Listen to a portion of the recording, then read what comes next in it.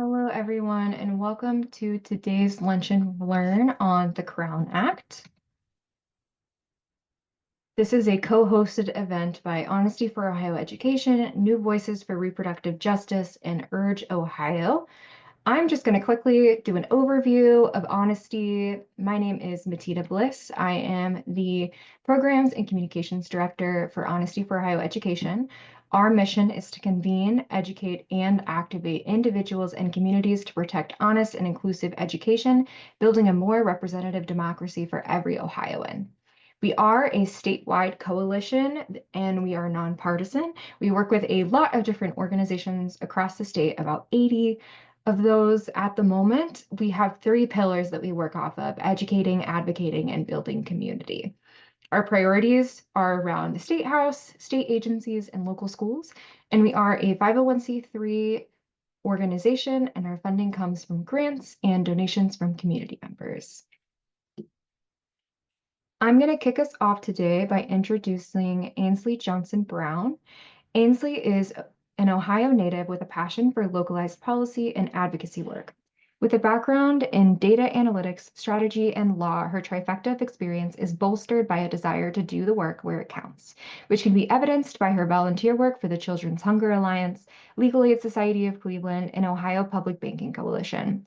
Since completing her Juris Doctorate at the University of Akron School of Law, Ainslee has published several law-reviewed articles focused on LGBTQ+ rights and racial equity. When she's not gliding through the weeds of policy work, she enjoys spending time with her wife, Jade, and her fur babies, Raekwon and Shaolin. Next, I'm going to introduce Tausha Bonner-Johnson. Tausha is the Senior Policy Analyst for New Voices for Reproductive Justice.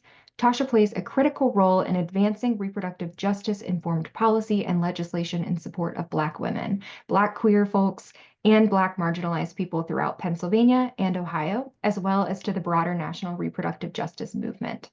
She's a goal-oriented and passionate leader committed to helping strengthen, inform, and educate her community on a local, state, and federal level through policy advocacy and leadership development. Prior to her start with New Voices for Reproductive Justice, Tausha worked closely with the PGH public school system, children and youth services, and juvenile probation as an intervention specialist and a direct care worker for young mothers. Tausha was born and raised in Pittsburgh, Pennsylvania, and enjoys arts and crafts, playing kickball, and spending quality time with her family.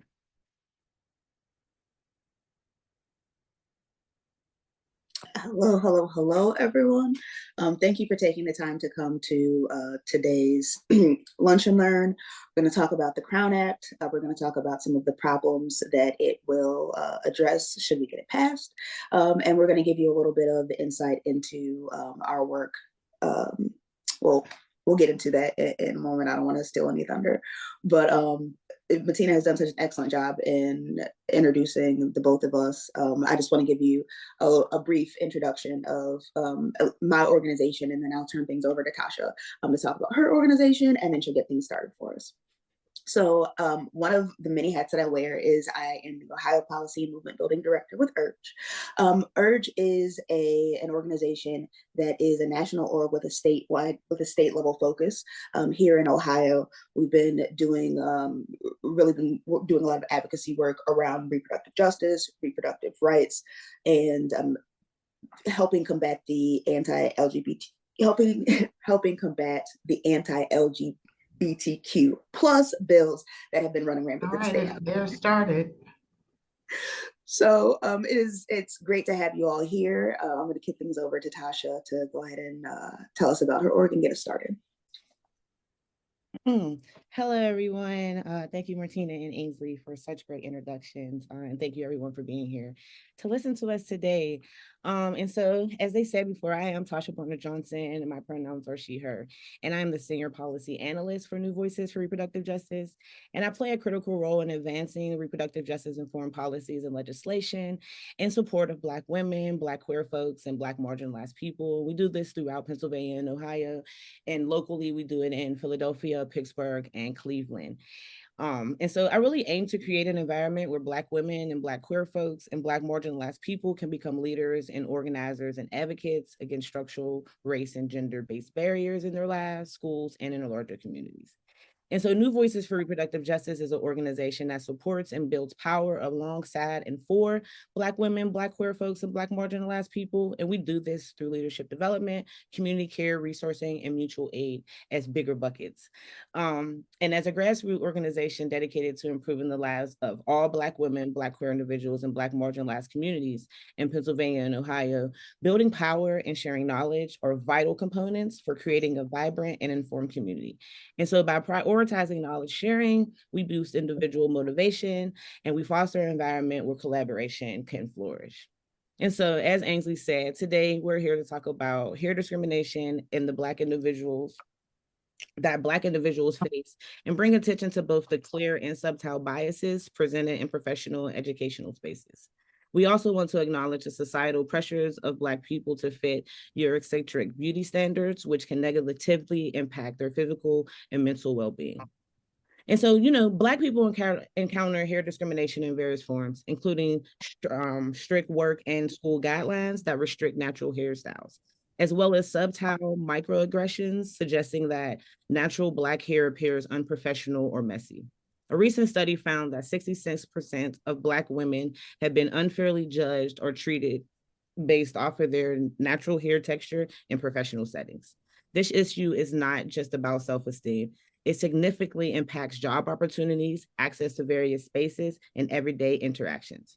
For Black individuals, hair is more than just a physical characteristic. It is an important aspect of our culture, our identity, and our self-expression. And furthermore, there is a widespread lack of awareness or concern about the harmful chemicals presented in products marketed explicitly for Black hair types. Many hair products that promise straight hair for Black women, such as relaxers, straighteners, were often contain formaldehyde and often other carcinogens. The potential health risks associated with these products are alarming and must be addressed. We can keep the slides right here for a couple, and I'll say when the next slide. And so Black women often face cultural pressures to change their natural hair appearances, which can lead to serious health consequences. For instance, the use of chemical relaxers to straighten hair has been linked to an increased risk of certain cancers and reproductive issues. Furthermore, societal expectations frequently dictate beauty standards that prioritize Eurocentric features, compelling many Black women to conform at the expense of their own well-being.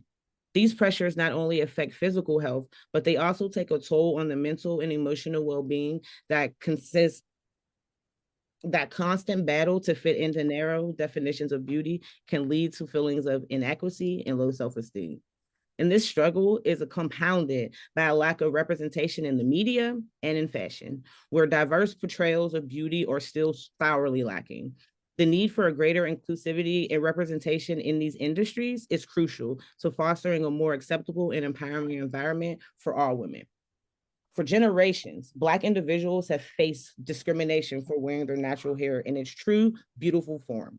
From school to workplaces, many have been told that their hair is unprofessional, untidy, and unacceptable. To tackle this issue, we must challenge unfair beauty standards, pushing protective laws, and hold the beauty industries accountable. For Black women in America who already face maternal mortality rates more than 3 times that of a white woman, this added risk is profoundly troubling. And so the Crown Act, creating a respectable and open world for natural hair, seeks to end this discrimination. The Crown Act offers a framework to combat discrimination by prohibiting race-based hair policies in the workplace and in schools. And so the Crown Act, which it made its debut in 2019, is truly a game changer. This is an important legislation aimed to prevent discrimination based on hair textures, protective styles like braids, locks, twists, and afros. It emerged from a heartful recognition of the urgent need to tackle the racial disparities that Black individuals encounter, especially in the professional and educational environments.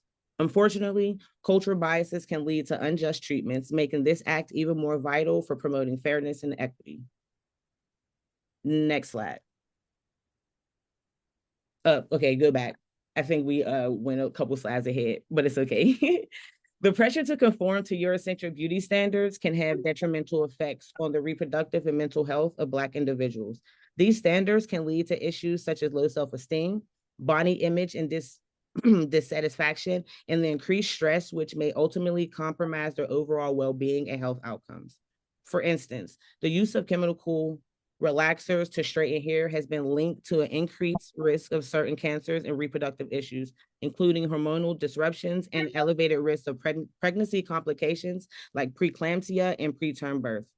Furthermore, societal expectations frequently dictate beauty standards that prioritize Eurocentric features, compelling many Black women to conform at the expense of their own well-being. These pressures affect physical health, as well as mental and emotional well-being. The constant battle to fit into a narrow definition of beauty can lead to feelings of inadequacy and low self-esteem. The struggle is compounded by a lack of representation in the media, fashion, where diverse portrayals of beauty are still sorely lacking. Greater inclusivity and represent in these industries are crucial to fostering a more acceptable and empowering environment for all women. And in conclusion, the beauty of Black people's hair is evident. It signifies professionalism and commands respect, as well as advance our efforts toward equity and crucial to advocating for laws and policies that foster fairness, inclusivity, and acceptance. By coming together, we can cultivate a society where Black individuals can take pride in their hair, free from fear and discrimination. The Crown Act is a critical step forward, but it's only one piece of the puzzle in the fight for racial equity. The fight against racial discrimination is ongoing, and further advocacy is needed in other areas like education, health, and criminal justice. The power of the community will bring about lasting change. More than 30 states have embraced the Crown Act in some form, yet we still have a journey ahead. And to achieve universal acceptance and enforcement, the Crown Act represents a victory for Black communities, but it also highlights the ongoing battles against institutionalized racism. We must continue to advocate for racial equity in all facets of life, because true equity goes beyond just hair. And I'd like to pass it on to Ainslee to finish up with a more detail into what's happening in Ohio. Sure. Thank you, Tausha. So we've talked a little bit about hair discrimination and some of the direct and indirect harms that result from it. And as Tausha explained, the Crown Act is a framework similar to whether it be the Stand Your Ground law framework or red flag framework, some of the frameworks that we have talked about being copied and pasted across states. Well, the Crown Act is one of those options that seeks to eliminate hair discrimination, whether it be in educational settings or in employment settings, and hopefully solve some, and we'll get into this in a moment, some of the downstream issues that arise as a result. So last year, if we can move to the next slide. Yes. So last year, the Crown Act was introduced in the House as House Bill 178. It was a bipartisan bill that was introduced by Representative Brent and Representative Calder. Excuse me. I had an opportunity to speak with Representative Brent earlier this week, and she has assured me that she will be reintroducing this legislation because it did not make it all the way through the state house, even though it passed the it passed the House with a vote of 83-8. When it transitioned over into the second chamber, into the Senate, it got caught up in some of the lame duck legislative muck and ended up not making it all the way through the process. So some things I wanted to call out that were explicitly put into the legislation last year, because again, remember, this is a framework. There are a menu of different options that can be included. I just want to talk a little bit about what has been introduced to our state house previously, and then I'll also give you some additions and some suggestions as far as how to expand and embolden the legislation for this year. So the legislative bill from last year explicitly protected 3 distinct hairstyles: braids, locks, and twists. Now, the legislation isn't written to say that this is an exhaustive list, but it is also not written in a way that necessarily says that it is an exemplary list. And so there is a potential improvement as far as making sure that the specific styles that are listed are written as broadly as possible, so that way there is wide scale protection. The Crown Act that was introduced last year also only applies to public schools and public preschools. Now, we have talked about the harm that some of the toxic hair products can cause, especially to the reproductive systems, of the users. When we are looking at children that are required, or students that are required to follow a particular dress code that may be written in a way that does not allow for the person to wear their natural hair, excuse me, we're also causing and exposing these children to, or these students to, additional harm. One area of expansion that I'm hoping to see, that I'm advocating for in this new legislative session, is including the protection around employment discrimination. And we'll get into in a moment preemptively. It looks like the Chamber of Commerce in Ohio is gearing up to combat that. But in order to really solve or mitigate the harms that are caused by these products throughout a lifetime, it's really important that we have protection beyond just being school age minors or being enrolled in public institutions. It really is a type of discrimination that has implications for a lifetime. And also, one thing I wanted to point out is, as far as enforcement mechanisms go, the legislation is written so that it requires governing authorities, and in this case, it would be the various school systems and districts, to purchase either liability insurance or otherwise provide for the potential liability of the schools, which means it would need to be self-funded. So as we are looking at implementation and what a rollout of the Crown Act would look like, specifically in schools that are required, or school systems that are required to have liability insurance, one of the things that we're going to work on is making sure that we make that gap as small as possible for those that are impacted and affected, because we definitely don't want to cause more administrative burden to already contentious situations, but we really do need to have this issue addressed, and we'll talk a little bit more about some of the other far-ranging implications in a moment. We'll go to the next slide. Now, as I said, the Crown Act last year, it made it through the House committees, it made it through a House floor vote.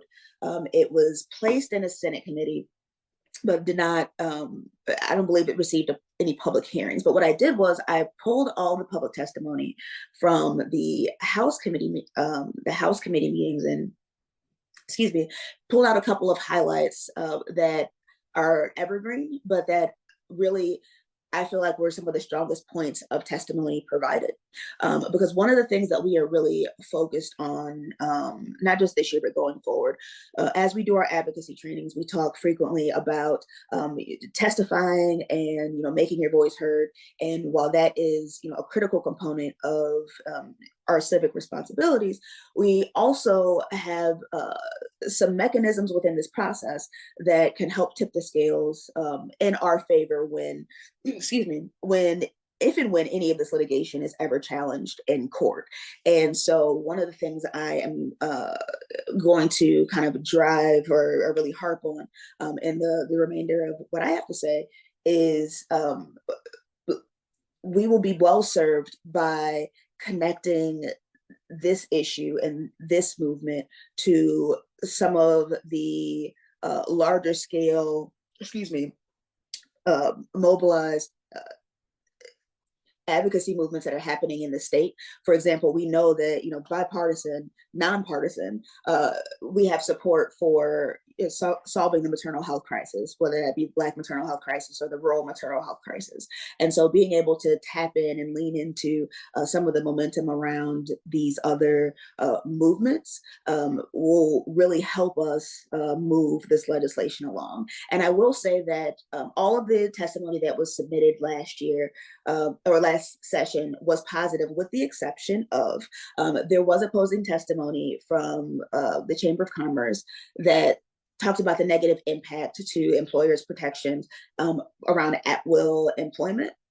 And so I am venturing to guess that is why the piece of legislation that made it through the House did not include employment discrimination, but hopefully we'll be working with some of the business community to provide some insight as to why this is a policy that is beneficial for them, not just morally, but economically as well. Now, if we go to the next slide, we have been talking about the Crown Act as a statewide, state level framework. It has the potential to be a federal piece of legislation. As Tausha has mentioned, there are several states that have passed it at a statewide level. Ohio has not yet completed that process, but there are cities in Ohio that have adopted city ordinances banning hair discrimination using the framework that has been set out by the Crown Act as far as its legislative intent. And so right now in Cincinnati, Columbus, and in Akron, there are ordinances in place that protect against hair discrimination, both in schools and in employment settings. And in the city of Cleveland Heights, they didn't necessarily pass a city ordinance, which is something that we're going to be working with, or New Voices is going to be working with the municipality on as we are working to get the state legislation passed. But that municipality did pass a council resolution in support of what was at the time the Crown Act legislation that was placed before the state. And so in much of the ways that we have seen different movements develop and evolve around this state, starting at a local level and kind of ballooning and mushrooming from there. We are attacking this or coming at this from directly from a statewide position, but then also making sure that we are covering our bases by creating these zones of safety while we are trying to convince our state legislature that Ohio should really be entirely safe. And so one of the things that I'm going to add, if we go to the next slide, we talked about the implications, or Tausha talked a little bit about the implications on reproductive health. That is probably the hardest hitting direct connection that I feel like we can get traction on in tying the advocacy work around implementing a bill like the Crown Act in the state of Ohio, excuse me, because there is so much momentum around maternal health and reproductive health and freedom and all of those things. And so you will see quite a bit of content, at least coming from the next couple of months, that is framed in that regard. But I also wanted to provide some other options for movements that are tangential that could also be used to support advocacy for this work. And so Ohio's whole child framework, which I know applies to all of our educators, this piece of legislation really protects the integrity of the whole child framework and really codifies, in the essence, some of the ways in which it codifies a protection against some of the ways that our systematic policies can negatively impact a child's sense of self. There's also an impact to environmental justice, as we talk about the use of these toxic products and not only what they do to a person's body as they are being, disposed of or what have you, oftentimes ending up in, water supply systems. And we all know that Ohio, has really galvanized around solving some of its more tangible environmental justice issues, like lead exposure, for example. We really want to drive home that this is just as important. It is just as prevalent as an issue like lead exposure, and it has just as much implication on not only the the individuals at the time, but also, again, what that reproductive future can look like. And then lastly, and this is something that we are really going to lean on as we're working with the business community, is that this impacts the economic opportunities in the cosmetology field.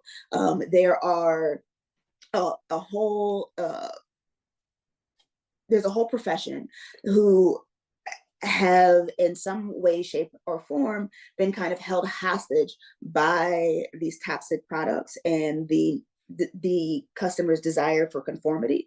And they have had some of the largest ranging impacts. And I say that to say the School of Cosmetology, or the State Board of Cosmetology here in Ohio, has acknowledged that within the period of 1992, excuse me, to 2005, I believe, and I'll drop some of this information in the chat, but that the probability of being diagnosed with whether it be fibroids or some other reproductive health issue was 3 times as likely in Black women that specifically work in the cosmetology field, as opposed to just Black women in general. And, you know, Tausha has already talked about the disparity that already exists there. So one of the things we're going to lean on when we talk to the business community, although everything should not be about dollars and cents, sometimes you have to talk about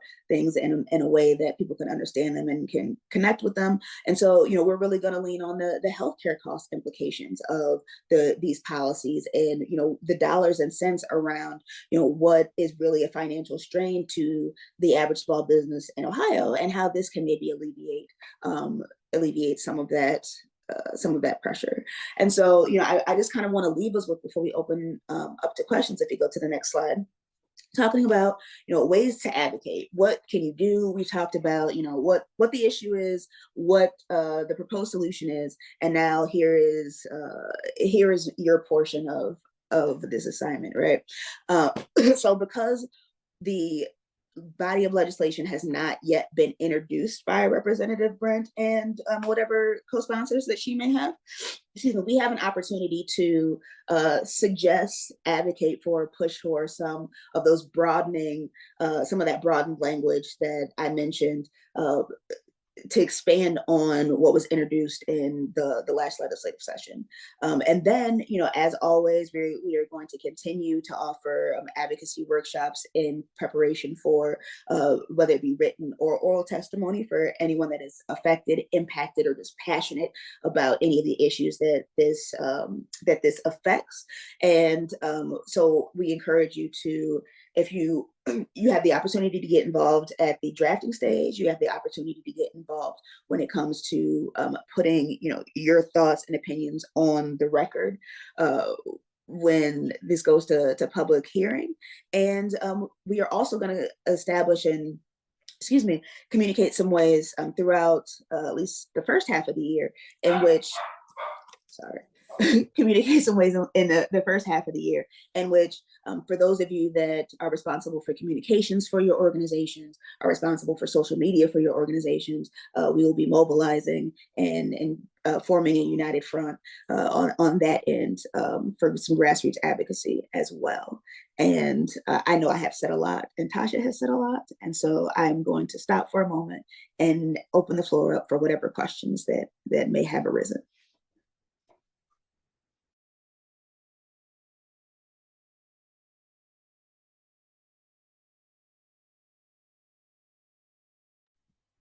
Hi, Ainslee. Brennan Mohan here. With the recent pushback for DEI in general, do you think that you guys might run into challenges trying to get the Crown Act in Ohio? Do you think there might be other states that run into similar challenges where they try to push back or roll back the advancements made in this area? That's a great question, Brandon. And we, of course, expect there to be challenges in the use of some of the same talking points that have been used to, in opposition of DEI. The thing about the Crown Act is, even though, like, yes, it does specifically speak to or address a race of people, the protections that underlie are not necessarily additive, but supplementary. And so our argument will be, has been, and will continue to be that this is not giving, you know, Black people, Black women, any sort of additional protections.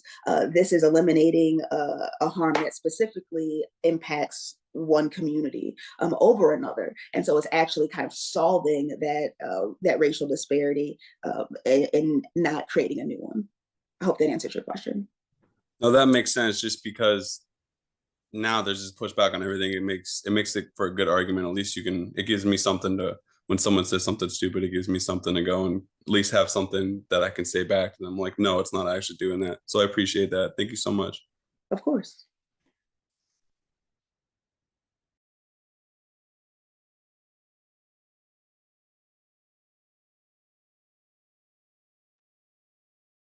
I have a question. Before the Crown Act gets reintroduced during this General Assembly term, what are ways that people in the community can like advocate and educate their peers and community members around this legislation?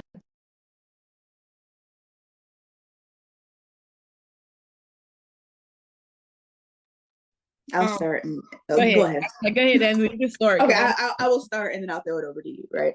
I think, at this stage, one of the most influential things that that people can do is raising awareness about these products, what they cause, the implication.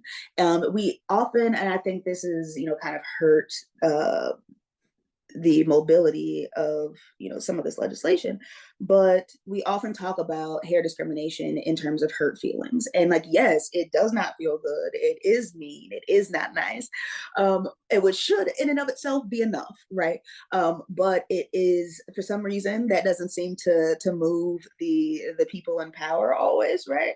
And so in the ways in which we can really amplify the tangible harms, I think would give us a really good starting point for when the legislation is introduced. We've already raised some awareness around the actual issues and harms that it addresses. And Tausha, you can have anything to add?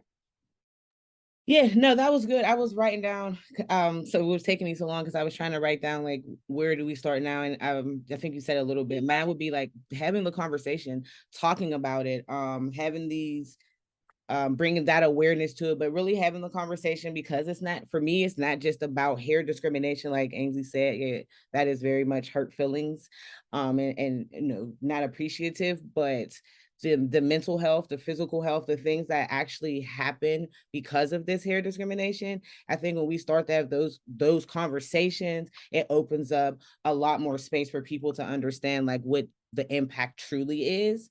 And so right now, before we skip that very much community space and jump into this legislation and who do we need to advocate to or who do we need to talk to, like really having these community conversations. I forgot to add my little story as I was reading off of my notes, but what really affects me with the Crown Act is like I hated my hair. If anyone can see me right now, I have, my hair is flat ironed and it's straight at the moment. But for people who know me, I wear an afro. I usually wear my hair in its natural form. And it took me years to do that because with the media showed and what people talked about, it was like, that's not the way that my hair was supposed to be. So I thought it was nappy. I thought it didn't suit me. And this was for years of me putting perms in my hair and heat and all these things in my hair because we never had the conversation. This was just what was had. Like, grandma sat you down, put that hot comb in your hair. And so like really having these conversations with our kids, our brothers, our sisters, like the people in our families that have like this hair discrimination, but also how it hurts you and the health benefit, and the health risk and all these things that apply into it. I think that is always going to be the first step before we can advocate on a higher level. We need to know what it is and how it's affecting us. Thanks so much.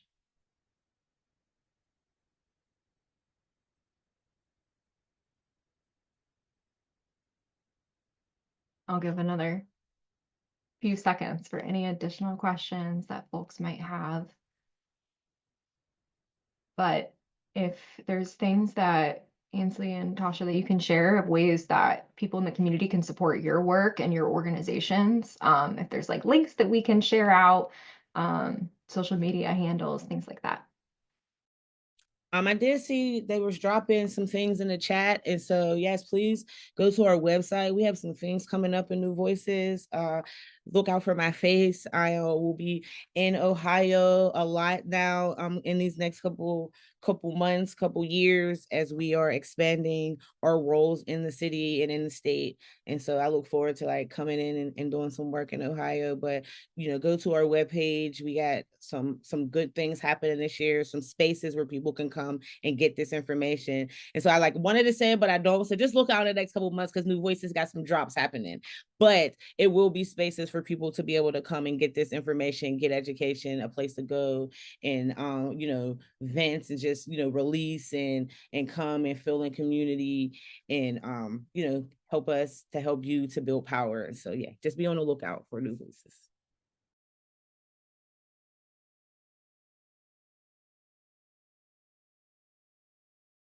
Sorry, I hate when the little icon moves over exactly where on the screen you want to touch. But yeah, so I just wanted to add on top of it that for those of you that are interested in the work that Urge, especially in Ohio, is doing this year, I encourage you, probably the most direct source of information is our Instagram. For those of you that want to visit our website, it is urge.org. That'll take you to all of the events and programming for our entire organization, but looking at Ohio specific things, I would recommend following our Instagram.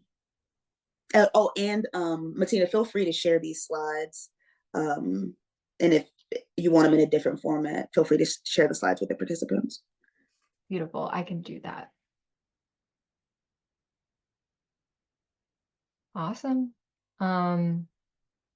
Thanks so much, both Ainslee and Tausha, for joining us today and sharing some really wonderful information about the work that you guys are doing and the need for this bill, the need for local legislation around this and education around these different hair treatments and the need to end this natural hair discrimination. So thanks for joining us today. And speaking, I guess we get to wrap up a little bit early.